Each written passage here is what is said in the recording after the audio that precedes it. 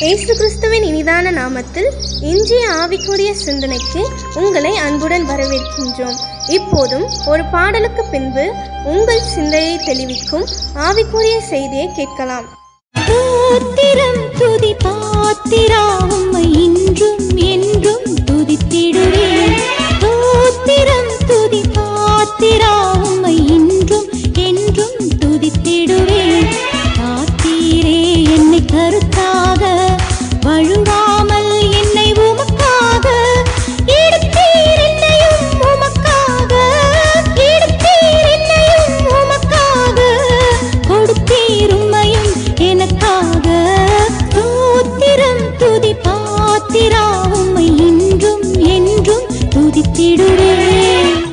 ஆண்டவர் இரட்சகருமாகிய இயேசுவின் இனிதான நாமத்தினால் உங்களை வாழ்த்துகிறேன். இந்த நாள் நம்முடைய ஆவிக்குரிய சிந்தனைக்காக நீதிமொழிகள் 22ஆம் அதிகாரம் 29ஆம் வசனத்தை வாசிக்கிறேன்.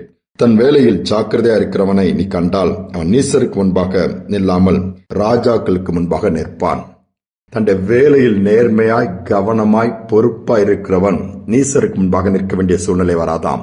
ராஜாவுக்கு முன்பாக போய் நிற்கிற அளவு கர்த்தர் அவனை கனப்படுத்துவார் இந்த வசனம் சொல்லுகிறது. வேதத்தில் நீங்கள் பழைய ஏற்பாட்டு காலத்துல பார்க்கும் பொழுது தாவீது என்கிற ஒரு சிறுவன், வீட்டில் 8வது பையன், மற்றவர்களெல்லாம் அரண்மனையில அல்லது சவுல் ராஜாவின் சேவகராக யுத்த களத்திலே அல்லது போர் வீரர்களாக இருக்கிறார்கள். இவனோ ஆடு மேய்க்கும்படியாய் கொஞ்சம் ஆடுகளை கொடுத்து தகப்பன் காட்டில் அனுப்பிவிட்டான். இந்த வாழ்க்கையெல்லாம் வனாந்தரம் தான். அங்கு காட்டு மிருகங்கள் மத்தியிலே சஞ்சரிக்க வேண்டிய ஒரு சூழ்நிலை. பார்க்கும்பொழுது ஒரு முறை சிங்கம் வரைந்து ஒரு ஆட்டுக்குட்டியை பிடித்துட்டு போகிறது. போனால் போகட்டும், மற்றது பத்தி கொண்டு வீட்டுக்கு வரவில்லை. மாறாக அந்த சிங்கத்தை தொடர்ந்து போய் வாயை கிழித்து அந்த ஆட்டுக்குட்டியை விடுவிக்கிறான்.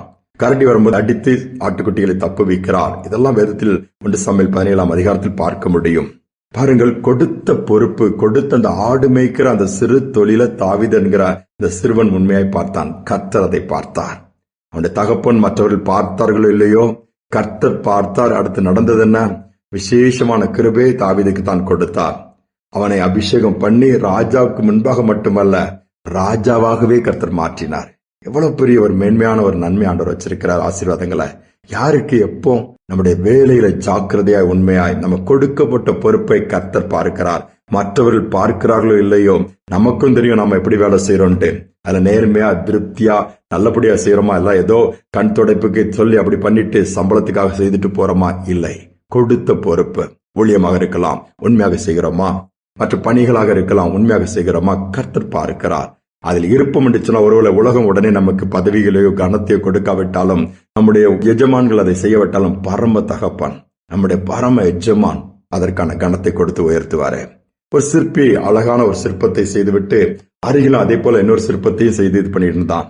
அப்போ அங்க வந்து சுற்றுலா பயணிகளும் பார்த்தாங்க. அதில் ஒருவர் கேட்டார், எப்பா இதே மாதிரி தானே இருக்கே, திருப்பி இன்னொரு சிற்பத்தை நீ அதே மாதிரி செய்கிறான்னு சொல்லும் போது அதுல ஒரு குறைவு இருக்குது, அதான் திரும்ப இன்னொன்னு செய்யற அப்படின்னா. கிட்ட போய் பார்த்தாங்களா, அதுல எந்த குறைவுமே இல்லையே, நல்லா தானே இருக்குது, இருக்கு. Why are you wasting your time? நேரத்தை வீணாக்குறா, திருப்பி இன்னொரு இந்த மாதிரி ஒரு சிற்பத்தினை செய்து வேஸ்ட் தான் அப்படிங்கும் போது, இல்ல அதுல ஒரு குறை இருக்கு, கொஞ்சம் கூர்ந்து அந்த முகத்துல கன்னத்துல பாருங்க ஒரு கீரல் இருக்குங்கும் போது அதை கிட்ட போய் பார்த்துட்டு, ஆமா லைட்டா தெரியுது, இதை தூக்கி நிறுத்தின பிறகு யாருக்குமே தெரியாத, யாருக்குமே அது தெரியாது, உண்மைதான் தூக்கி நிறுத்தினா. ஆனா எனக்கு தெரியுமே, டேமேஜ் இருக்குது, எனக்கு தெரியும். அதே மாதிரி அங்க பரலோகத்தின் தேவனுக்கும் தெரியும். அதை நான் மறைக்க முடியாத. நான் எனக்கு திருப்தியா செய்ய விரும்புறேன், அதுலயும் உண்மையா செய்ய விரும்புறேன். மற்றவங்களுக்கு தெரியுதோ தெரியலையோ, எனக்கும் தெரியும், ஆண்டவருக்கு தெரியும். அதனால என்னொன்று நான் அழகா செய்யறேன், குறைவில்லாமன்னு சொன்னாராம். எத்தனை உண்மை பாருங்க. ஆனா நாம் அப்படி இருக்கிறோமா? கொஞ்சம் யோசித்து பாருங்களேன். எப்படியாவது இந்த நேரத்தை கடத்தினா போதும், எப்படியாவது இதை தள்ளி விட்டா போதும், எப்படியாவது இதை முடிச்சு தூக்கி போட்டு அப்பா விட்டா போதுங்கிற அளவுக்கு நம்ம இருக்கிறோமா? உயர்வு நம்மளை தேடி வராது. தேடி போனாலும் அது நம்ம விட்டு ஓடி போயிடும்.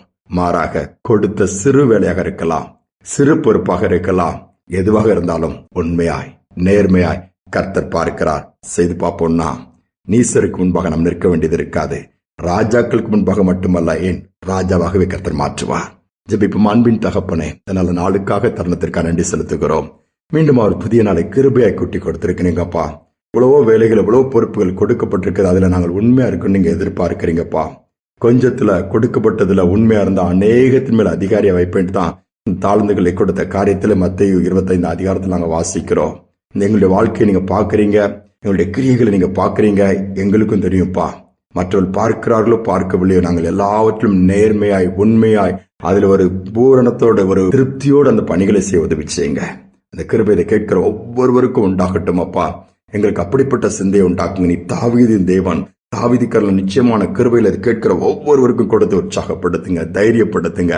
நன்மை செய்யறேன், உண்மையா இருக்கிறேன், இவ்வளவு கஷ்டப்படுற நான் மட்டும் பொறுப்பா வேலை செய்யறேன், மற்றவங்க எல்லாம் ஏமாத்திட்டு போறவங்களுக்கு தான் ப்ரொமோஷன் கிடைக்குது, அவங்களுக்கு தான் நல்ல வேலை கிடைக்குது, அவங்க தான் கவர்மெண்ட் ஜாப்ல இருக்காங்க சொல்லி புலம்புகிற பிள்ளைகளை நீங்க இன்னைக்கு தைரியப்படுத்தி அவங்களோடு கூட நீங்க இருக்கிறத காமிச்சு ஒரு நாள் வரும் உயர்த்துவேங்கிறத நீங்க பிள்ளைகளோடு கூட உணர்த்தி பலப்படுத்துங்கப்பா. நீர் உணர்த்துவீர், பலப்படுத்துவீர். அதோடு மட்டுமல்ல, நீ நிச்சயமாகவே உண்மையா இருக்கிற பிள்ளைகளுக்கு மற்றவர்களுக்கு வித்தியாசத்தை ஏற்படுத்துவீர். அதற்காக ஸ்தோத்திரம். அதனால் அந்த கிருபை பெற்றுக்கொள்ள உதவிச்சும் துதிகனமே ஏற்றுக்கொள்ளும்.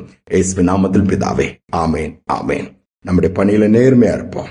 ராஜாக்கள் முன்பாக அல்லது ராஜாவாகவே கர்த்தர் மாற்றி இருக்கிற இடங்கள்ல உயர்த்தி ஆளுகை கொடுத்து நடத்துவார். இந்த சிந்தனையோட நாளை தொடருவோம். மீண்டுமாய் நாளை தினம் சந்திப்போம்.